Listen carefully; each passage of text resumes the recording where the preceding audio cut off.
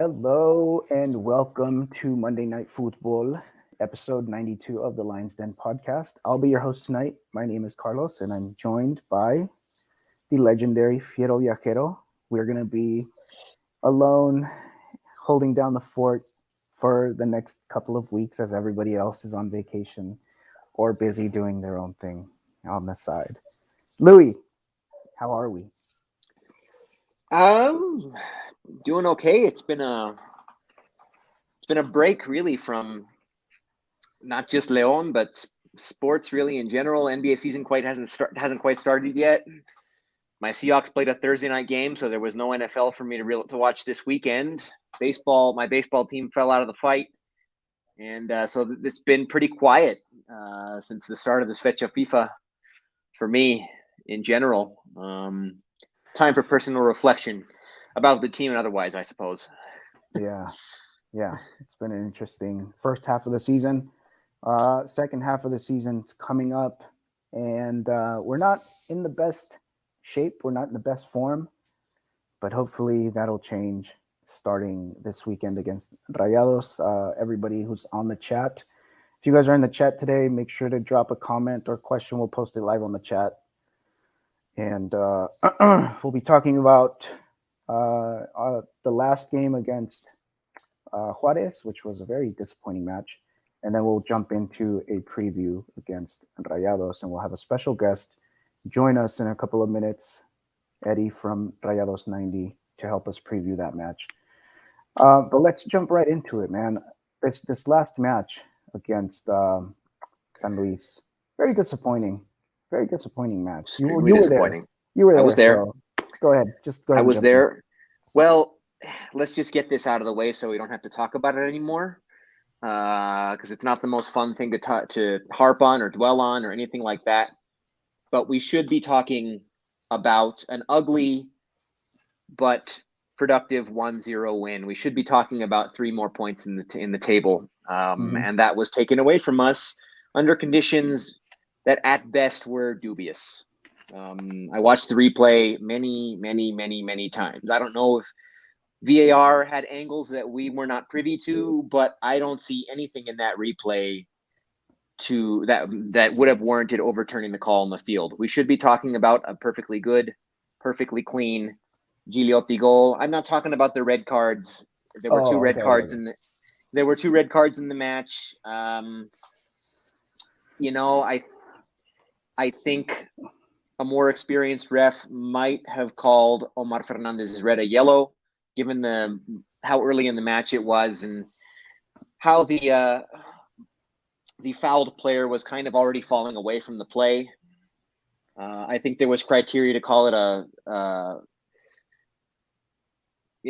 tough yellow, but not necessarily a red. But the red was orange, also maybe an orange. Yeah, if an orange existed, it might have been an orange.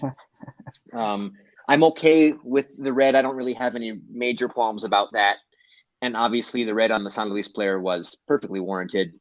I'm not talking about the cards. I'm talking about Gigliotti's goal that should have been valid.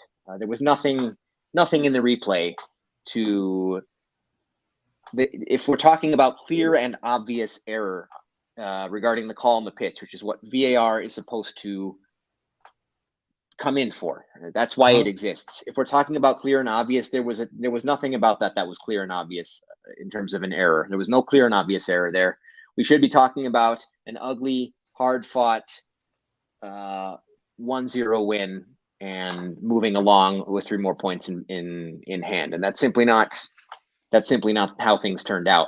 Instead, we got a very ugly, very disheartening, and very disappointing 0-0, which against a team that somewhat surprisingly has been good and is in our same realm in the standings. This was a 6-pointer, as they would say. You get 3 points and you deny 3 points to a direct rival, someone very, very close to you in the table. That's another thing that's very disappointing about it. Could have been 6 points for someone, and instead it was nothing for nobody, really. Yeah. San Luis has been pretty good this season. I mean, they're in 7th place. It's not like the San Luis that we knew from a couple seasons ago, where they just riding the end of the table. Right, and they have a couple signature wins this season. Of course, they were coming off pretty recently that 2-1 at Toluca. I mean, they have been doing pretty well against good competition this season. It's not disappointing because of the quality of the opponent, as it was with Juarez. Although Juarez, to their credit, has also looked better since that game. It wasn't anything about the quality of the opponent. It was just, doesn't matter who we're playing against. We need to be able to do more, generate more, be more dangerous. That vaunted new offense that we got in the offseason to add to an already potent attacking squad, just in the last 5 or 6 league matches has not been there. And it's getting to be quite frustrating for those of us watching this, that, you know, they're not creating enough chances. You know, you can't get to a point where you can't be just hoping to sneak one in and win 1-0. I mean, you have to be going, the plan has to be to go in and do more than that. And on the other side, you can't be in a situation where the other side squeaks one in and that's your death sentence. I mean, that cannot be like it was against Juarez, for example, or even against Atlas. You know, there's context involved in those 2 matches, obviously. You know, we were still in Leagues Cup form, Leagues Cup mentality at that time. And to their credit, they got their prize in Leagues Cup. They accomplished what they set out to do. But we just can't be in this situation where going down 1-0 feels like a death sentence. This squad is not built for that. This squad is built sort of like the Matosa squads were, to just, no matter what, you're going to outscore your opponent. And they just haven't looked capable of doing anything close to that in the last 5 or 6, I would say, league matches.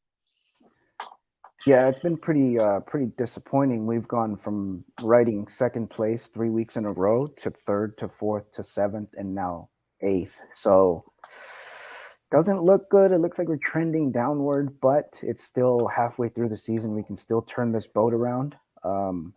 Is it worry time yet? What do you think? Look, there's a little less than half the season remaining, to be fair, and the schedule down the stretch is not the most favorable. You know, the eye test would say that we had our easier schedule towards the beginning of the season, kind of the opposite of last season, where the quote unquote easier games came at the end.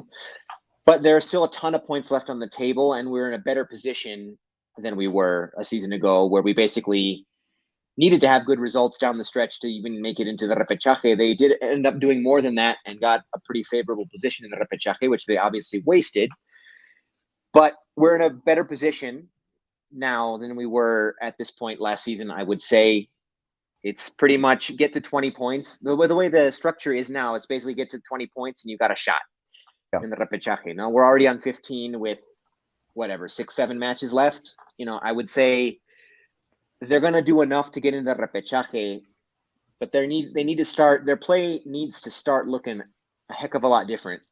The attack needs to start looking a heck of a lot more potent than what we've seen if they have any aspirations of doing anything more than just getting into the repechaje. Getting into the repechaje in and of itself is not a great accomplishment. It's not much of a goal. You know, most of the teams, the way it's set up now, for better or worse, most teams who get in are mediocre. And that's not a great goal. It's not a great aspiration. I'm not saying that if they come in as a repechaje team, but looking on form, that they can't make some noise. But first, we got to see that form, and we haven't seen it in quite a while. You know, if they come in on form, even if they have to play a repechaje game, even if they have to play a repechaje game on the road, like, they can make some noise, just like Santos did, making it all the way to the final against Cruz Azul as a repechaje team. Before that, it had pretty much been, if you don't make the top 4, you know, you're not going to stand much of a chance. And you know, I think a top 4 spot could and should still be the goal, but they got to turn it around, and it starts with getting a good result in Monterrey, where good results have been real hard to come by. Oh yeah, that's maybe one of the stadiums that we haven't won at. They've never won a game at Estadio BBVA. They've played there, I want to say, Well, as I was telling you before we went live, I've been to every single LigaMX match that has been played there, except for this past one, which was played behind closed doors for obvious reasons. But every single one before that, I had been in attendance for, and most of those have been pretty tragic results. They've gotten a couple of draws, but other than that, yeah, it has not been good going at Estadio BBVA. And so now they're faced with this task of going in there and getting a result. The frustrating thing is, they could have and should have put themselves in a position to where going in and getting a draw would be perfectly fine. But sadly, they don't have that luxury anymore, dropping so many points recently against Juarez, against San Luis, against Atlas, even against America, even against Santos, going back that far. Like, winnable games that ended in draws under circumstances that should have led to wins. And now we cannot afford ourselves the luxury of just thinking, if we go in and get a draw, that's perfectly good. Yeah, under normal circumstances, having taken care of our business, it would be. But we haven't taken care of our business. And now, like, we got to go in here and to a place we've never won and go in with the mindset that if we don't get a win, it's disappointing. And that's not a good position to be in. So do you think this weekend is a must win, or or would you be okay or content with a draw, just knowing our history at that stadium? Yeah, given our history at that stadium, and if they go in and get a hard-fought draw, play well, like they did the last time they went to Estadio BBVA behind closed doors, for example, if you remember. They went up early and then ended up giving up the draw, but they played well in the game. And it felt good. It felt like a decent result. Even at that point when they pretty much needed wins to think about playoffs. I don't think we're quite at that point yet. We're already on 15. You only need to get to 20 pretty much to get into the repechaje. They're going to get there. I feel. I'm confident they're going to get to at least 20 and make the repechaje. But if they want to aspire to more than that, yeah, I think if they want to aspire to more than just a repechaje, it has to start this weekend. Then it has to start this weekend. But strangely, these are the kind of games where we've seen León respond. This is not a levanta muerto situation where they go in as the favored team and don't take care of business. No, I think but probably few at this point, given everything, are expecting León to go in and get a win. These are the situations where they tend to surprise us. I don't even think it would be that much of a surprise. This is still a very good team. They haven't played like it, but this is still a very good team. It'll depend on who they have available also, but I don't know if it's. I'm not going to go so far as to call it a must win in general for the sake of their season. But they've dropped so many points lately. If they want to aspire to what they're capable of, then anything other than a win would be disappointing. That's what I'll say. It'll be disappointing not to get a win. A draw will not be satisfactory. I would accept it if they look good doing it. But other than that, it's they have to go in with, because you can go into matches with the mindset that if we come out of here with a draw, that's a good result. I don't want them to go in with that mindset. That's what I'll say. Yeah. So one of the players that was missing from the last game against San Luis was Angel Mena. He was out serving a 1-game suspension due to accumulation of yellows. How much did we miss Angel Mena? Was his absence a big impact in why we weren't able to score against San Luis? I don't know if it was a deal breaker.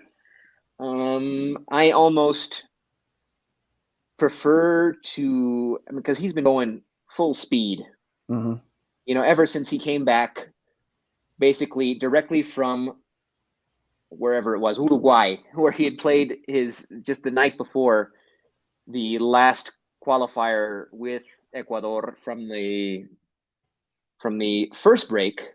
He basically flew from Montevideo to Monterrey, went directly to the stadium to suit up and play. Like, he's pretty much been going full steam with León since then, with Leagues Cup, with the full league schedule, playing 90 minutes almost every time. Like, it was almost worth it for me to see him sit out just to get those legs, a little bit of a break, especially he's no spring chicken anymore for the position that he plays. we gotta say he's getting up there. He's 33. Like that's the twilight of a career for a winger. He'd been going full steam, and I was glad to see him get that break, honestly. And we know how important he is for Ecuador. Like he's one of our few seleccionados who is pretty much guaranteed to start and play almost 90 with his selección every time out. So I knew he wasn't going to get any break there. So yeah, I was okay with seeing him get a break. Honestly, it can't be Mena dependent. It can't be Meneses dependent. It can't be Omar Fernandez dependent. It can't be Elias dependent. It can't be Montes dependent. We have this stacked attack so that no matter who's out or missing, someone else gets a chance to pop. Yeah. They can't be. We can't be thinking, if only Mena had been there. Well, look who else was there. Somebody should have been able to do something. Yeah, that's a fact. We used to play with this mentality that if Luis Montes wasn't playing, that we were going to suffer. But this season, as we've talked about many, many times on the podcast, somehow we've learned to play without him. And yeah, I mean, Angel Mena's getting up there, and it's a reality. And at some point, we're going to have to get used to playing without him because he's not going to be here forever. But yeah, going back to that 0-0 draw. Any players that maybe stood out for you that performed well, or is it just it's just a disaster? Nobody. Gosh, I was so mired in the malaise. Like I don't even really remember at this point, and I haven't wanted to go back and watch the highlights. Same. Other than to go back and forth with that Gigliotti call and be puzzled as to how they can make that call. What was the reaction in the stands? And on a smaller scale, it kind of felt like Mena against Monarcas. I know we're not supposed to talk about that moment. That's kind of a moment non grata in this podcast. On a much smaller scale, because it was just a regular season match, otro partido más. But I mean, it felt like that same kind of thing. It did feel like they had taken something from us, especially how goal-starved we are and how badly we needed the win. And how well. It's been a couple of games since we last scored. That's another thing we should probably talk about. Yeah, the goal drought. This team is not built to survive a goal drought like this. It's just not built to survive it. The defense has been too leaky. I wouldn't say that I would consider that any single player had a rescatable match. What I would say, though, is I admired their poise playing down a man. Eventually, things evened out, and it was 10-on-10. But the minutes that they played, whatever it was, almost half an hour, down a man, I thought they played pretty poised, and to not give up the go-ahead goal during that time, I thought was admirable. The thing is, once you lose a man in the 9th minute, you're basically playing for a draw at that point. Then obviously things changed when Berterame got sent off as well, and we're 10-on-10. He's so important for them. Okay, game on. Now it's time to go do it. And the fact that they just couldn't do anything really, even playing back on level terms.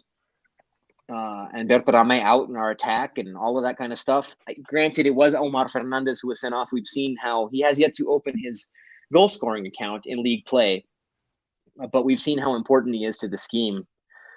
And so that's nothing. It's not.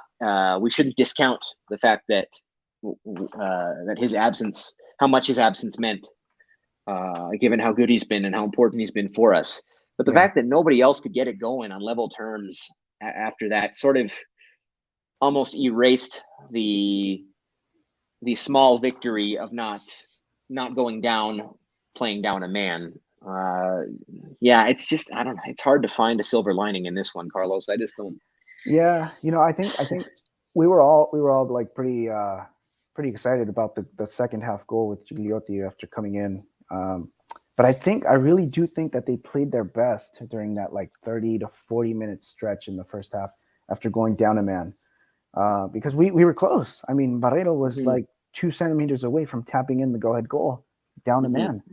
So I think that was maybe our best time time span that we spent playing well during that match. Even though the goal came in the second half, and some people may argue that that was probably the best game that we showed throughout that game. I would argue it's in the first half. Obviously, maintaining our composure and making sure that we didn't get scored on, being down a man. And that was my one positive takeaway from the whole thing. I can't pin that on any one player, but that was the positive takeaway for sure. Yeah. So 0-0 draw. This one could have really pushed us up in the standings. Very disappointing, especially against the team that we were playing. We really thought we were the favorites, but hey, man, pushed us up in the standings and kept a close rival, at least for the time being, yeah, in the table from getting any higher. Yeah, but credit to San Luis, man. They've been playing well. They've been playing really good ball, just like Juarez. I mean, Juarez. Everybody's looking at Juarez like this last place team, and they've beaten some pretty important teams, including Monterrey, including our next opponent, and pretty resoundingly. Granted, that was in Juarez, where, as we know, they are always tough. Yeah. No matter how they're going, they're always a tough home team. Yeah, I think Juarez is, to the dismay of the rest of the fans of the league who like to watch good soccer, they've bought into Tuca ball. And it looks like, I mean, if the team really buys in, even if they don't have the talent that Tigres does, if they buy into Tuca ball, they can get some good results. Yeah. If they buy in fully to Tuca ball, it's not fun soccer to watch at all. Nobody likes it, but it's effective. I mean, Tuca is he's a footballing genius. We have to give him his due. Yeah. So we have 1, 2, 3, 4, 5 games left this season. How many of these do you think we'll win? Let me name them out for you. Our opponents. So we have Rayados coming up, Pumas, Puebla, Toluca, and Necaxa. How many of these are winnable? Well, here's the thing. Only 2 of those are home games. That's true. Necaxa and Pumas. Only Pumas and Necaxa are home games. Those got to be 6 points. If that is not 6 points, I don't know what we're even playing for. We must beat Pumas and Necaxa at home. These are teams that, unlike San Luis, are undoubtedly inferior. Yeah. We already handled Pumas once in Leagues Cup. That was they were down a man from the beginning. You could argue we should have done even more against them. But we've handled them once. We generally handle them. We play them. Pumas at home must be a win. That has got to be a win. And Necaxa as well. Those other matches are going to be tough, man. Yeah. It's 6 games, isn't it? If we count Monterrey. Monterrey. So we have Monterrey, Toluca. I think those are the toughest ones. I think Puebla away might be a very winnable game. Don't forget Cruz Azul. We play Cruz Azul that's true. In the makeup of match day 11. That is true. And that's also away. So it is 6 matches. We have a game in hand on the rest of the league. That's like our calling card right now. I mean, but to be fair, Cruz Azul hasn't looked the best this season. They have not, but we have not done well playing against them in league play at the Estadio Azteca. It's been tough. So let's just say it's a given. Pumas and Necaxa at home, those have to be wins. If those are wins, we're in repechaje. Honestly, if those are wins, we are in repechaje. That it hurts to hear that because I don't want to. I don't want to settle for that. But the way they've been playing, they have to claw their way out of this funk and show us that they're a contender again. Because right now they don't look like one. Yeah. Toluca has kind of fallen off a bit, but that's always a tough visit as well. That those Sundays at noon, kind of like Pumas, and it's a tough place to play. Our results there recently, I guess. No, the last time we played there, last day of the championship winning season, a 2-2 draw, playing a man down. Before that, 2018, it was a win. I mean, they can do it. They can go in. They have had some success playing there, but that's a tough place to go. Yeah. Puebla, who knows? Not having a great season. They basically sold off the best players on their team, two of them to León. Mm-hmm. They have not looked as good in Larcamon's second go around. So funny how that works when you lose that kind of time, that kind of talent. But that's not going to be easy either. We've had some tough results in Estadio Cuauhtémoc recently. I can't call that a win either. No, okay. I can't call that a win for sure. Win. I think there's a chance, there's a decent chance they take care of business there, but I can't call it a for sure win. Can't call Toluca for sure win. Something tells me they're going to break out of their funk against Cruz Azul in the Azteca and get a win. I don't know. something about that, because it seems like, yeah, independientemente how the teams are playing, and they probably won't be favored in that match. But something tells me they're going to go and take care of business there. I think they can do it too, and I think they'll have that chip on their shoulder from Campeones Cup. I mean, not Campeones Cup. Campeón de Campeones. Yeah, from losing that. Yeah, I think if they take care of business in their two remaining home games, that's 21 points, and at least one of those 4 road games they get a win. That's 24. That's at least probably a home match in repechaje, and from there we can look forward. But I mean, in order for them to be a top 4 team, they're going to have to. I think they control their own destiny. I mean, if they win out, or even if let's say they win 2, they get that Cruz Azul game, the game in hand, and then they get 1 of either Toluca, Puebla, or Monterrey. We're talking about 27 points. I think that's enough. That's pretty good. A pretty good finish. Might be good enough for top 4, depending on the way things. Well, I would say in order to be assured of top 4, they probably have to get to 30. Yeah, that's going to be tough. And in order for them to get to 30, they're at 15 now. They're 15. They need 15 out of the 18 remaining points. That's going to be tough.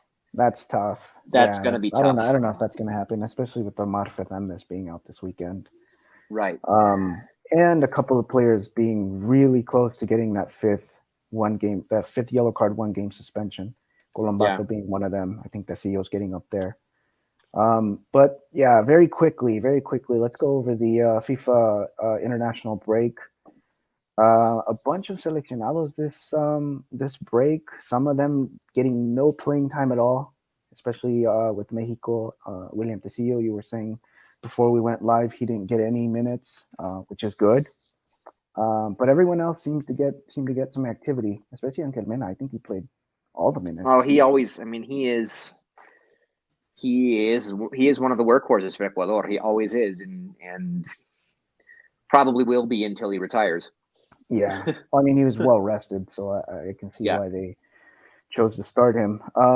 Cool. So let's just jump into this preview with Eddie from Rayados 90. Let's welcome him onto the stream. Eddie, thank you for joining us tonight. How are you doing today, my brother? I'm good, man. I just want to heads up. LA is having really bad wind out of nowhere today, so I'm trying to keep my mic. Yeah, that's what Jose said. yeah. So it's So apologize if you hear any wind. And I live on a major street, which is it's a bad thing when it comes to podcasting. So apologize for that. But other than that, it's starting to feel like fall here. Summer's gone. So, bro. So that's why bringing out the hoodies and everything. But yeah, I'm doing great. Thanks for having me. I'm hearing Guanajuato, man. There's always dogs barking, motorcycles, buses going by. There's always some kind of noise, so don't worry about it. Yeah, one of our other members, Jose, couldn't jump on today. He said his Wi-Fi got messed up because of the wind. Earlier today, my internet was acting wonky, so I was like, "Oh, am I gonna be able to it was one of those not power out, but internet outages that sometimes go all of a sudden." But yeah, I was like, but luckily, it only lasted maybe 30 minutes and it came back. So so I'm able to make it now. For sure. So let's jump right into it, man. How do you feel about Rayados this season? I know you guys have been doing. You kind of started off on a semi-rocky start, but I mean, over the past couple of weeks, you guys have been killing it. How do you feel? Well, Suarez game It's notwithstanding. Yeah, well, that one felt except like that one. that one felt like it was like, when you're like last day of school before you're international, like a lot of guys like, okay, I'm ready to go on a mini vacation. But other than that, uh, I think it's cliche to say it, but it's been Jekyll and Hyde. With this last couple of matches being like the high point. Um, this team is, even in a pandemic, they were able to spend $6 million on a goalkeeper. Anywhere between 3-4 million bucks on one of the better players in Colombia and Duan Vergara. So it's like expectations are high. Like during Aguirre's first tournament, I wasn't like too critical on him. I was like, okay, get to know the team, flush out what you need to flush out. But then once he got the summer, added these key players, that's when everybody was a little bit worried because they did start off slow. There was some people saying, what, is he the guy for it? Questioning him. Even myself, I'm not gonna lie, I was questioning it because Monterrey Twitter can be very funny and loud, because there was even a meme going around like the Leganes crest. They put a Monterrey, like they fused the Leganes and Monterrey badge just because the way we were playing, like we were like playing like a team that's just trying to stay in the league and not get relegated. So it's like that's what it had a lot of people like kind of annoyed, worried. But then the game against Cruz Azul in that CCL semifinals, that's when it just clicked for this team. Like a light switch went on, and they were playing like the way they were supposed to be playing. Like they're not just scoring one goal and defending it. They were very really they were very attack minded. They were going after it, and they took out whatever goals that they weren't scoring in the first couple of matches to kick off the season. They scored a lot on Cruz Azul, and then that's when the floodgates started to open a little bit. The Juarez game, like I said, it has like sentimental feeling because you had Hugo Gonzalez and you want to like beat him because of the way things have ended with him. And Tuca. Yeah. But I mean, it is what it is. It's a one game one off. I'm not like panicking on that. It is what it is. They're still in top four, so that's all that really matters. But yeah, it's been really Jekyll and Hyde if I had to like sum it up. Yeah. What do you think is the the driving factor behind your recent success? Like, is there something that changed in the starting 11, or is it just attitude? I think it's just everybody finally got. I don't know. Like, some will say like when I read people's opinions, it's usually the squad's finally healthy. Everybody's everybody's healthy now except for Eric Aguirre. Everybody's ready to go. But like I said, man, it was just like a light. Like I did not expect that performance at the Azteca against Cruz Azul in that CCL. Like anybody said that they were expecting that type of performance is lying to you, because nobody expected it. Like we wanted to win, but it's just the way they won. Like where the floodgates open, and I really don't know what it. I think a lot of these players are starting to finally like pick up, get into form. Funes Mori's starting to score goals. Maxi Mesa has always been good all season. He's been, pretty much our most important player, and I feel like he's underrated around the league. And then Duan Vergara is showing flashes that, this guy can play at this in this league. Usually, like when it comes to players, I don't know how you guys evaluate players that are coming from other leagues and how long it takes them to get adjusted. For me, it's just like, okay, I know it's going to take you maybe a full tournament just to get used to the new league, new style, new climate and everything. But just show us some flashes that you're not being overwhelmed, that you can play at this level. And he's been doing that. Like he scored a really great goal against Atlas, against Cruz Azul. He's shown flashes that, okay, he's that left winger that we've needed drastically. But if I had to pinpoint myself, it's just I would have to say it's just I think it's just the squad's finally healthy. Everybody understands that we're gearing towards that end of the season where it's like, okay, everybody has to pick up their level. So that's what I would say. I think they're starting to realize that, okay, these matches are starting to matter even more than at the beginning of the season, where you're just trying to feel yourself out and just get through those couple of games and gel together with new people. But yeah, I would say It's just the squad's finally healthy and they're realizing that, okay, these games are really starting to matter now at this point in the season. Nice. Yeah. That being said, let's talk about this last game against Juarez, because you guys are healthy. You guys have everyone. You guys are clicking. But then you guys face up against Juarez. And I mean, the playing field here is really skewed in terms of the amount of money behind each team, the amount of talent behind each team. You guys came in as the obvious favorites, and you guys end up losing to a Bravos who they won convincingly. I mean, it was a 3-1 win. Mhm. Like, what happened there? Like I said, I think it was just a game where it's like people had other, they had their mindset somewhere else. Like, I'm not trying to excuse the loss because there was some like really bad defending. Jesus Gallardo's was like really like a couple instances where it's like, I don't know what he was doing. Like, the play was going on in the box and he's a left back, but he's barely jogging back from up in the field. So it's like, you're not a left winger. You're supposed to be, marking players inside the box. But I just chalk it up as, you see it in different sports where it's like, there's in baseball, there's an all-star break coming on. In basketball, there's an all-star break. Players are like, okay, in this case, you had other players like, okay, they had their minds in their national teams because you had Stefan Medina going to Colombia, you had Sebastian Vegas going to Chile, you had Esteban Andrada going to Argentina. So you have various players already, like, and the ones that are going to Mexico. So I don't want to excuse it too much because there were some bad moments of defending and marking. But at the same time, it's like I see it in different sports. It's like, there's a break coming. Like a lot of the guys just have their mindset on somewhere else. It's like, I just want to take a vacation. So I'm not trying to excuse it too much. But I do understand that this just tends to happen when a break is coming.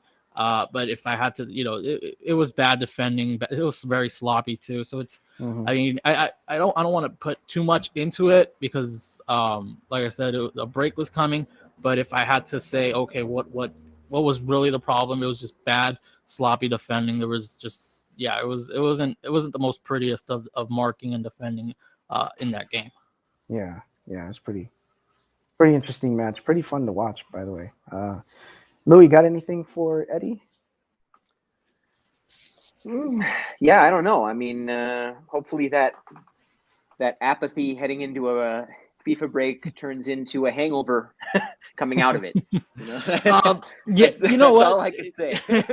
I think it was the game against Mazatlan. I think they played after that September international one where they also looked pretty sloppy. So I'm hoping they can take what happened in that game where it was just really, really bad, and just come back and come back pretty prepared, because I know some players are going to come back sooner than others. Cesar Montes is likely going to play in this game because he got yellow card accumulation for Mexico, but there are going to be some other players that they're not going to play, or maybe they'll get like a few minutes here and there. I'm hoping Eric Aguirre finally makes his debut.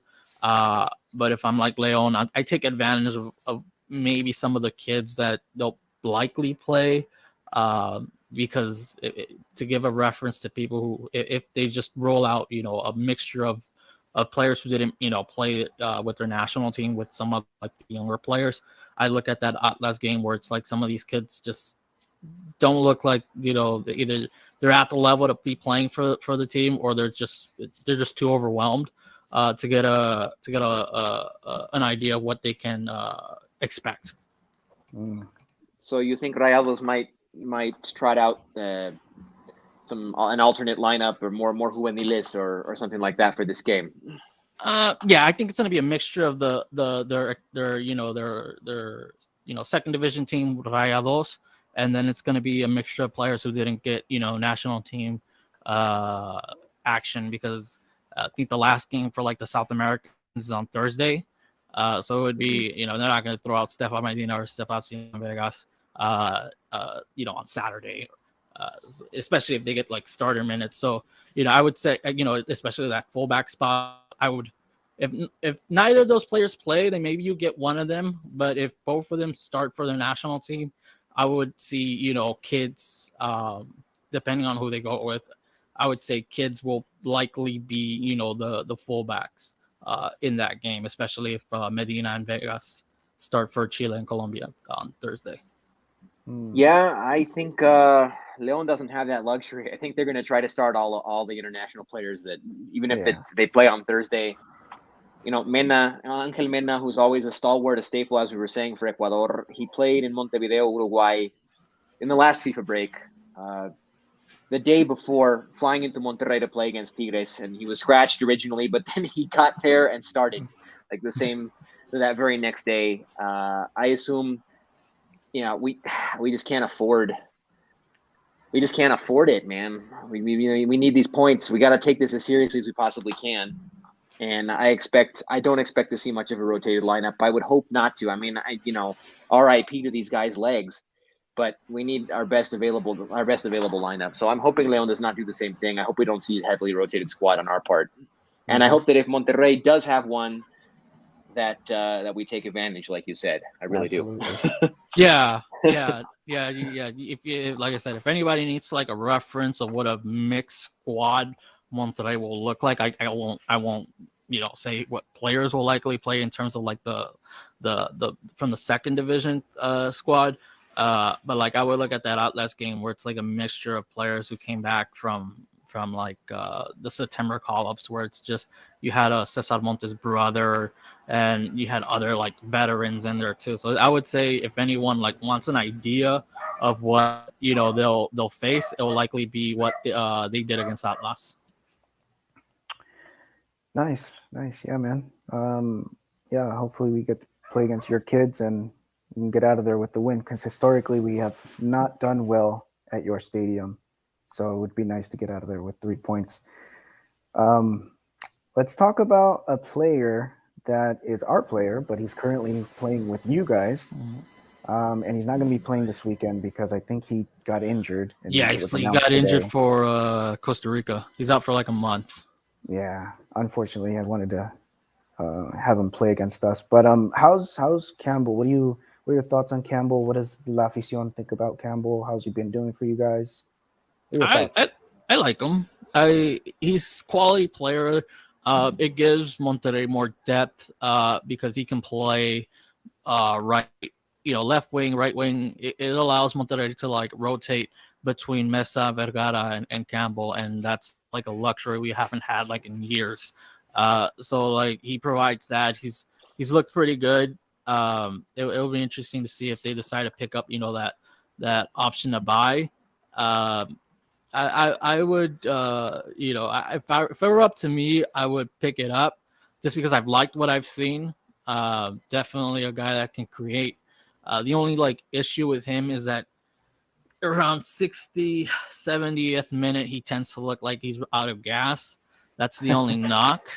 And it's not like he's coming from a different league. He's used to like the different environments in Mexico.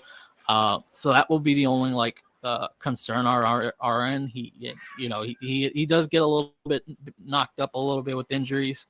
So like that's going to be something that they'll take into consideration. But like when he's out on the pitch, I like what he brings. Like I said, brings versatility, allows for 1 week to roll out Mesa. When there's a double jornada, we can roll out Campbell Mesa or Vergara Campbell, or Vergara Mesa. So it allows Monterrey to have options. Like I said, something that they haven't had in the past, because for the last couple of tournaments it's been Aviles and Dorlan, and those guys are like way past their prime years. So it was like nice to get two guys that are in the middle of their prime or entering their prime, and provide an actual impact, middle of the game, where it's like our offense is stagnant. We need someone to give us something, and we've been able to do that, whether it's Campbell or Vergara or sometimes Maxi Massa coming off the bench. So like I said, he's been able to give us like a good rotation. But yeah, like the only like criticism will be just health wise, and that's something he can't control, obviously. But just staying healthy is something that if they exercise that option to buy, that's something they'll have to consider. But other than that, he's been pretty good. Yeah, pretty good. That's exactly what I would say about him. Like he's an infuriating player to me, just because he's so gifted. You see what he can do, but he just doesn't seem like he cares about doing it all the time. Well, it's something, maybe I don't know if Aguirre is getting something out of him that I would like to see what he was with Leon, because Aguirre's been able to get a lot of most guys that either stagnated or just couldn't reach that other level, like Maxi Mesa. Monterrey had Diego Alonso and Turco Mohamed, but they could never get this Maxi Mesa that played for Independiente in Argentina. And then next thing you know, I don't know what exactly Javier. I mean, he puts him in his sole position, says, "Hey, you command this, and you run with it." But I don't know. Javier Aguirre has been able to do a lot of things with players. Ponchito Gonzalez is another example. It's like the dude can never stay healthy, and then when he was healthy, wasn't really doing much. And then next thing you know, under Aguirre, the dude's getting praise, and people want him on the Mexican national team because of his form. It's just Javier Aguirre has like this way with some of the players that he's able to get the best out of him. I don't know what he says, in training or whatnot, but for right now, he's been pretty good with Campbell. Nothing like, he's shown some of his giftedness, like against Toluca, where he's just like, toying with some of the defenders, just dribbling past them. But yeah, we haven't seen like that frustration where it's like, we saw that from him here too in flashes, but it was never consistent enough. You just got the impression that this guy, the game comes so naturally, so easy to him, and sometimes he just gets kind of bored with it and he doesn't want to he's probably the most gifted player on that championship team of a couple seasons ago in terms of just pure footballing skill. Like, he's incredibly gifted, but he never did enough with it to even become a regular starter on a team that wasn't nearly as deep as the one he's on now. That's something I think I wanted to ask you guys, is that, do you think, I'm not sure how your depth was at the winger position, that where it's like, okay, if I don't pick up my level form, I'm not going to see any playing time, at least as a starter. I'll get some minutes off the bench, but if you're a player of that magnitude, you want to be starting week in and week out. How much was it like him being comfortable saying, okay, if I turn it on, I know I'm going to be the starter? Whereas in Monterrey, you got a guy who's, in Vergara, who's won he's won, championships in Colombia. And then you have Maxi Mesa, who's won, at Independiente, at Monterrey too, and he's playing at the top level of form. How much was it like, okay, I have to pick up my level here now that I'm here, because if not, I'm not going to be able to get 90 minutes or so, at least starting. Whereas in Leon, he might have been like, okay, if I can pick it up, I know I'm going to be the starter. How much was that? If I'm making sense on that.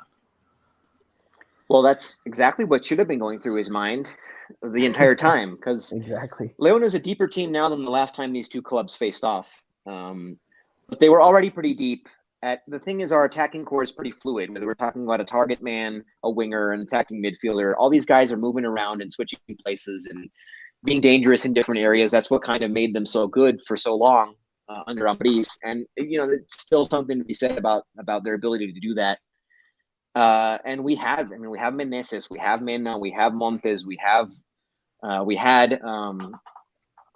Davila, we have even Colombato, who gets into the attack sometimes. All these guys who could be playing in the place of Campbell, or could have been playing in the place of Campbell, and he didn't take that as motivation to make his game more consistent and to get into that mix. Like, he just never was really fully in it. He started some games, played some games as a super sub. I mean, he got some pretty consistent minutes over a period of time, but then there were games where he didn't get very many minutes, or the minutes he did get were not very many, or they weren't very productive. Like, he should have taken exactly what you were just saying about how, look, if I don't up my game, there's a lot of guys in my position or close to it, and I'm not going to get in the game. He should have done more with that. And it's not that he didn't have his moments. I mean, he won us a semifinal against Chivas. Exactly. Like, that's what we'll mostly remember him for. He had a great 2-game series against Chivas in the semifinal. And he's had other peppered in moments around here, but he never did enough to establish himself as a player that you cannot leave on the bench at any time. He didn't do enough. And he should have, given what you just said about how much depth there was in the winger, midfielder, or whatever you want to call it, kind of fluid position group that he was in a part of in Leon. And what made you guys? I guess this is all late, but like, what made you? What was the reaction when? Because this loan came out of nowhere. Like it just like one day it was reported and then it just happened. So there was no like build up. So like I couldn't get like a reaction from like Leon supporters. But what was like the reaction when they loaned him out and do you expect him to come back? Because like I said, if I had my choice, I think he would stay. The only like pause that I'm giving is just if can he stay healthy. Like I'm not sure if that's all he was with you guys, but that's my only concern with him is he able to stay healthy, because we have Vincent Janssen. My only knock on Janssen is that he just cannot stay healthy, and to me, I'm just on my own on this. Like if you cannot stay healthy, especially if you're a foreigner, like you're not, it's not a risk I'm willing to take on a foreign spot, because those are now starting to become more valuable. And I don't think, at least, Monterrey should use up a foreign spot on a player that can't stay healthy. But what was the reaction like, when the loan happened? Yeah, I mean, well, it's cliche at this point, but the best ability is availability. Yeah. And but I don't know. I was never really thinking about him in terms of whether he was fit enough to play, but rather like when he did play, would he show his best? And I remember when his contract was purchased, that was a big deal for us on this podcast. We talked about it a lot. We thought about how that's a sign that this organization is serious about contending going forward, because that's a lot of money to spend on him. And it's showing like that it was a lot of money. It was a larger amount of money than this club usually spends to get anybody or to keep anybody. So when they did that, I mean, we took that as a sign, a really, really good sign about where this franchise was heading. And we were like, okay, they bought Campbell's contract. He's here for the long haul. Now he's really going to show us the best of his game every time out. And that just never really materialized. So it's only a year later, not even, I guess. Yeah, a year later. Yeah. A year later. And we were like, okay, he's getting loaned out. All right. Nobody really cared. I mean, we were kind of just like, it's all right. It's all right. We bought Ormeño and Fernandez, so we were already stacked offensively. It was like, where is he going to get minutes if we kept him? So I think most people were okay with the idea of letting him out on loan. And about halfway through the season, a lot of us started liking the idea that if Monterrey purchases his contract, that would be a big win for us, because we would probably get a large chunk of money that we spent on him, and we don't need him anymore. To be honest with you, we're stacked offensively. Yeah, so I think that's pretty much the consensus right now. Like if he comes back, we'll receive him with open arms. Maybe he'll show us something that he didn't before. Or if Monterrey wants to buy him, that's a large chunk of capital to address depth in other areas of the roster, like on the back line. Yeah. I mean, if you guys want to send us a defender for Campbell. I don't. No, not at the most. I don't know how much you want to be like.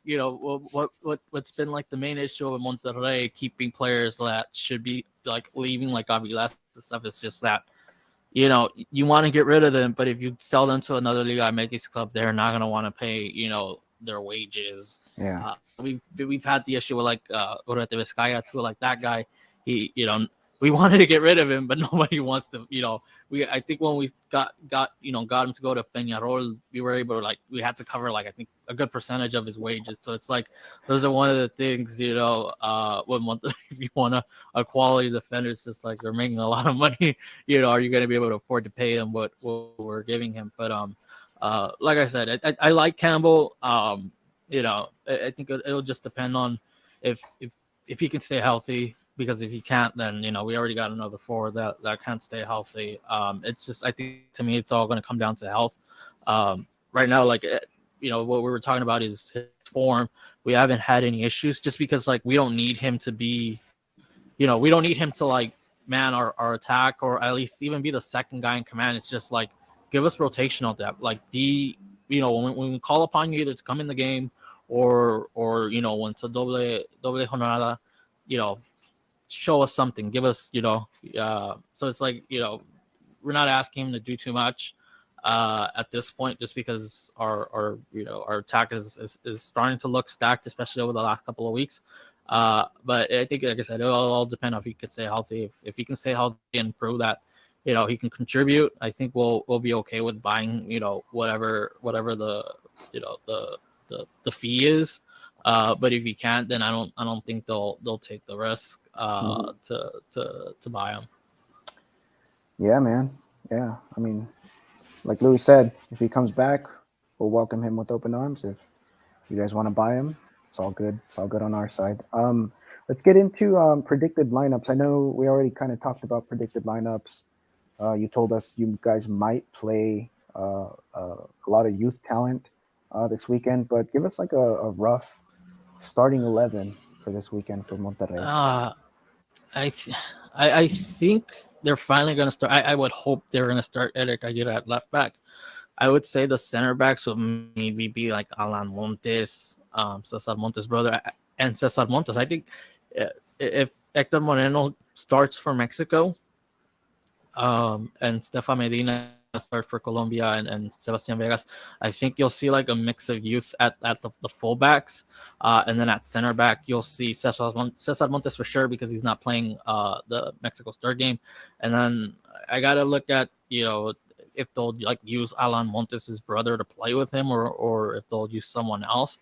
But if I can't give you a starting like back line. I can just say Cesar Montes is gonna play, because he's not gonna play for Mexico, so that gives him the availability. But like if Stefan Medina doesn't play for Colombia, then he'll play. If Sebastian Vegas doesn't play for Chile, he'll play. It all depends on that. But if both of those players see minutes for their national team, it's just gonna be Cesar Montes and maybe Eric Aguirre and some youth players. Or if they put Eric Aguirre like in the midfield, maybe taking Charlie Rodriguez's role if Charlie doesn't like get enough minutes in Mexico's third game.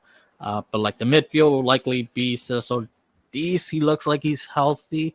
Last I checked, I don't know if they want to give him just one more game. Javier Aguirre usually likes to like, if he can give you one more game to rest, he'll usually take that. So like I'm not sure if he'll go with either Craneviter or Ortiz in that defensive midfielder role. But the central mids will likely be Ponchito Gonzalez and Charlie Rodriguez, maybe, or maybe he'll put Eric Aguirre somewhere in there. And then up top, you'll have left winger Duan Vergara, right winger Maxi Mesa, and central midfielder. If Funes Mori doesn't play much for Mexico, then you'll likely see Funes Mori. If he does play a lot for Mexico, maybe Platano or Alvarado or Vincent Janssen, one of the two. And I can't give you like a sure, but I can. It's just going to be those names mixed around. It all just depends on what happens in this final day of the the international window and who plays and who not. But like that would usually be, if I had to give you like for sure names that are going to be in there, it's going to be Cesar Montes, Cesar Ortiz, Ponchito Gonzalez, Maxi Mesa, Duan Vergara. So like those 5 names are definitely going to be in there. Esteban Andrada 2 in goal. So I would say those 6 players for sure. And then 5 other, to fill out the starting 11. It's just going to be, depends who plays. It's either going to be players who didn't play that much for the national team, or they're just going to go with some young players in there. I mean, that's still a very good starting 11. I mean, even with the 5 missing players, that's still a pretty good team. Louis, what do you think for Leon? Yeah, Leon cannot afford to mess with their lineup as much as Monterrey might. We really need these points. I think, if our seleccionados come off the plane in one piece, they're good to go. I mean, they're good to start. I mean, at least in terms of what Holland is thinking. Yeah, I mean, I think we're going to see as close to an ideal starting 11 as to what has become Holland's ideal starting 11 as possible, taking into account that Omar Fernandez will be out due to red card suspension. So here's my 11. Cota in goal, Osvaldo Rodriguez, William Tecillo, Steven Barreiro, Avion Ramirez left to right on the back line, Ivan Jepecito Rodriguez, Santiago Colombato and Luis Montes starting in the midfield. Jan Meneses, Victor Davila, and Elias El Patrullero Hernandez, or Angel Mena. I haven't decided between those two. It depends on how many minutes. Mena might be the only one who might not. I think he probably will start, but it could be Elias Hernandez if he's not. If he gets a lot of minutes with Ecuador and isn't available. Yeah, I'd have to agree with that. I'm not changing that up. That's probably my starting 11 too. And I think Montes starting. He's my pick to click. I don't know. We don't have an official pick to click segment, but he's my pick to click. All the talk going around him about how he's his time is up. Like he ages like wine, but now it's finally turned into vinegar. And with Omar Fernandez, who has been our primary playmaker in his stead this season. And on being unavailable, I think this is a big opportunity for Montes. I'm almost positive he will start in that primary number 10 role. I'm almost positive, and this is a big opportunity for him. And so he's my pick to click. Big opportunity to silence the critics. Yeah. Just one question for you guys just before we wrap it up. What's like one, maybe two players that Monterrey should keep an eye on going into this game? Because I'm not going to sit here and say that I've watched every Leon game to realize like which players are run like that's the motor to your team. If you can just give me one or two players that it's like, okay, that's the guy you're gonna have to worry about. And like I know on Hitman and players like that, but if you can give me like a player like that's maybe gone under the radar that maybe like the national media is not reporting that, okay, if you're gonna stop Monterrey, that's the player you gotta to keep an eye on, or at least try to contain. What's one or two players that you guys would say like, okay, this is the guy that if I'm the opposition, that's the guy I try to contain for 90 minutes. I mean, I would say if he were available, I would say Omar Fernandez, but he's not going to be available. He's out serving a 1-game suspension. Other than that, I would have to say someone who's gone under the radar that does fairly well that not a lot of people know is Santiago Colombato. I think he's a real stronghold in our midfield, and he goes under the radar just because I think he's like 24. He's really young. He's not really well known. It's his second season in Mexico. So yeah, I mean, if you guys really want to win the midfield battle, you might want to keep an eye on him, keep the ball out of his feet, and yeah, just watch out for him. What about for Rayados? Duvan Vergara. If I had to give like someone outside of Maxi Mesa, because Maxi Mesa is obviously for me, but if I had to go with one guy, it's Duvan Vergara because he has like that. When you look at the definition of South American flair, like that's prototypical him. Like that, the guy loves to dribble. Like the guy, everybody knows what's his move. If you get him outside, if he has one-on-one out in the box, and I can point to that Cruz Azul goal where it's like the defender knows he's gonna cut, he's gonna shoot, but he's just quicker than It's just type of players that like, yeah, you know what I'm gonna do, but I'm quicker than your reflexes. I'm still gonna get it off. So if I'm Leon, whoever is that, that left back, really, really needs to like be on their game because there's times where it's like he and I hate to say it because he has those Neymar attributes where it's like when he's on, he's on. Like he came in against Santos, got the game-winning goal, so it's like he can like in an instant just impact the game. It's just. Like he's still getting used to the league, so I'm not trying to judge him too much for like sometimes drifting in and out. But like, when he has that one-on-one, he's gonna go dribbling. Like he loves to dribble, he loves to go one-on-one with the player. And when he has that opportunity to make that cut and shoot, he's gonna take it. But yeah, that's one player that I'm if I'm that left back, I gotta just monitor it because if Funes Mori's not going. And they're going to go, if they go with like Alvarado, then you're pretty much going to have to like the wingers are going to be like the motor to the offense if Funes Mori's not there. So like, obviously I can say Maxi Mesa, but the lesser known is going to be Vergara because like he has like that South American flair style that can impact the game. So yeah, if I'm Leon, I keep an eye on him. Well, hopefully Hopefully, Look, Osvi looks better than he usually has. that's what I was going to say. And Could we hopefully potentially see? Tecillo doesn't get a single minute with Colombia, so that he's completely fresh and motivated to show something in this game, as he usually does. He's been, for me, the MVP of the season so far. And Yeah, except Colombians don't like him. I don't know why Stefan Medina would get the hate. Yeah, Stefan Medina would always get the hate, but like he's handed that baton to like Decio. Like every time I look like when Colombia plays, it's always I don't know what exactly like I look at stats and it's like not that bad, but I don't know why Colombians just like all their rage so usually goes towards Decio. So I'm like, okay, as long as it's not on Medina, Leon fans can fight that battle for him. But I could not care less what they think about him in Colombia. He's the MVP of Leon and right now. Yeah. But I think Colombato's a good choice. He's the dude. You talk a lot about players who need time to adapt to Liga Mexicana. Like Colombato never really needed that. He was good from day one. He's just such a cool character, adaptable, whatever the system is. Like he has looked good ever since he's gotten here in his first go around as a pretty young player in Liga MX. And like he's a cool character with his skill. Like sometimes he picks up silly fouls and cards. Hopefully he does not do that against Monterrey. But he's a good and again, my pick to click Luis Montes. I think he's gonna have if a player like him who's been around the block so many times can have a breakout game, I think he's gonna have I think he's going to have a breakout game against Monterrey, but obviously it's no secret. He's been around so long, everybody knows him and what he's about. So it's not like they're not going to be prepared for him. But Vergara, like that's a player Leon has never faced. So we'll see how that goes. Yeah, if the seal's on him, I'm pretty sure he'll know. He's probably seen Colombian players that have like that, prototypical South American player. So like, if you have him, then it'll be, I'm pretty sure he's not going to be overwhelmed. But like, I'm hoping that he probably plays for Colombia. Now that you're talking about, I'm hoping he plays. But I hope he doesn't.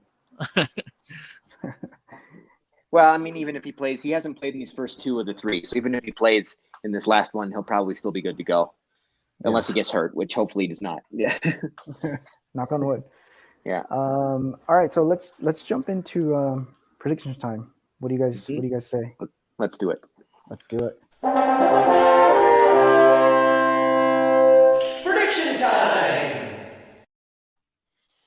León versus Rayados this weekend.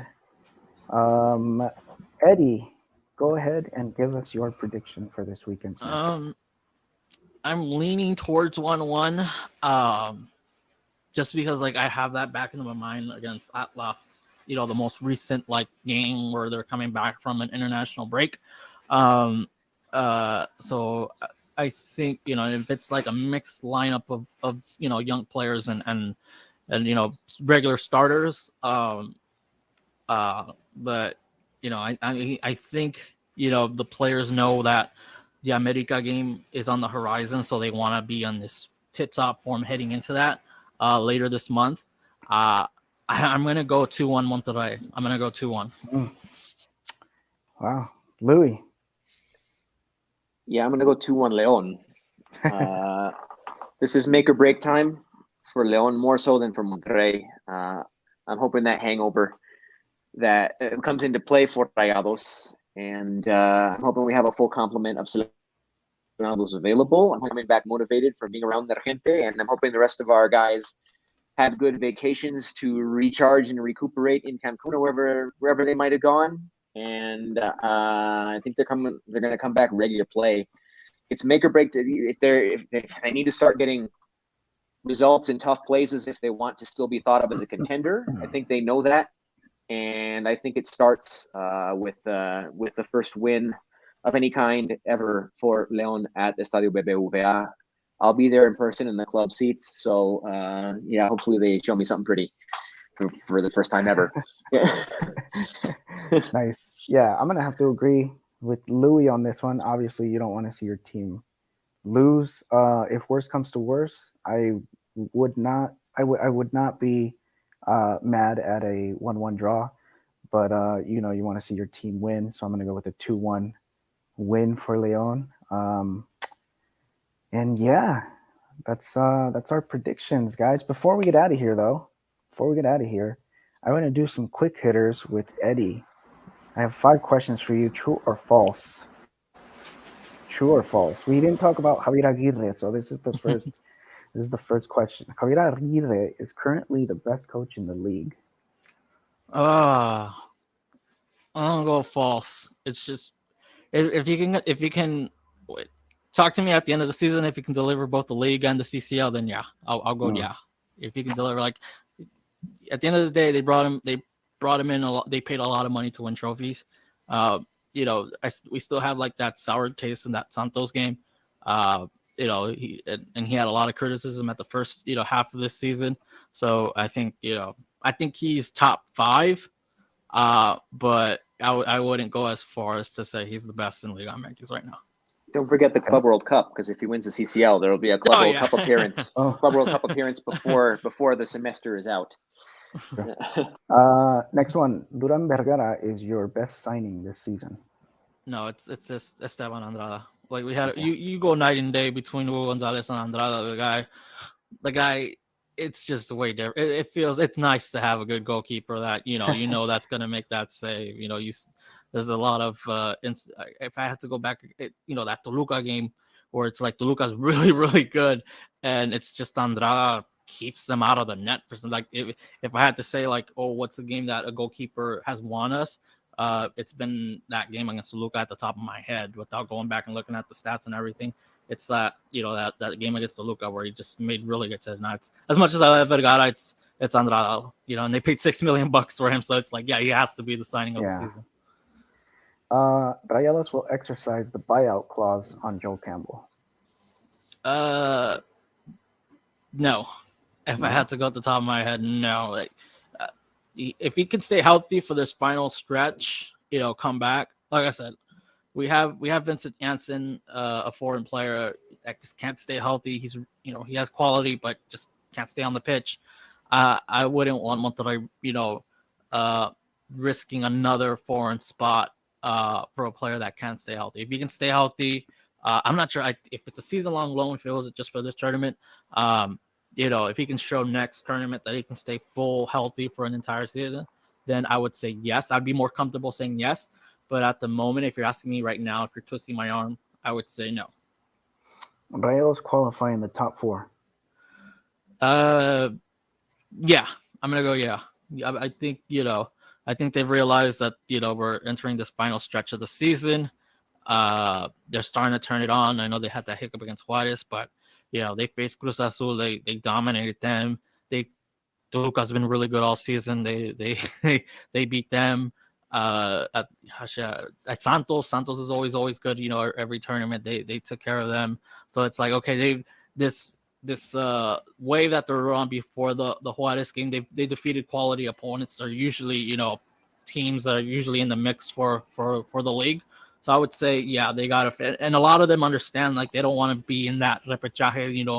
A lot of them remember that game against Puebla where it's like anything can happen in one game. So it's like, I think they understand, like, no, we got to finish top 4. We don't want to be in a game where it's just one game and anything can happen. That's one. Rayados will win the title this season. They have to.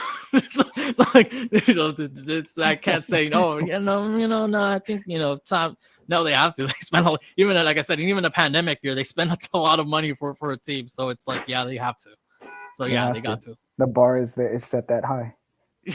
Yeah. You ask any team that spends $10 million on 2 players, hey, do you guys expect to win the league title? Like, yeah, you kind of have to, So yeah, like I can't say, oh, maybe no. When they spent that money on a goalkeeper, they brought in Vergara, and they're paying a ton of money on Aguirre. Like I can't say, I have no choice but to say, yeah, they have. And then the squad that they have, when you look at like the Latin American teams, in terms of like squad, like how much their squad is worth.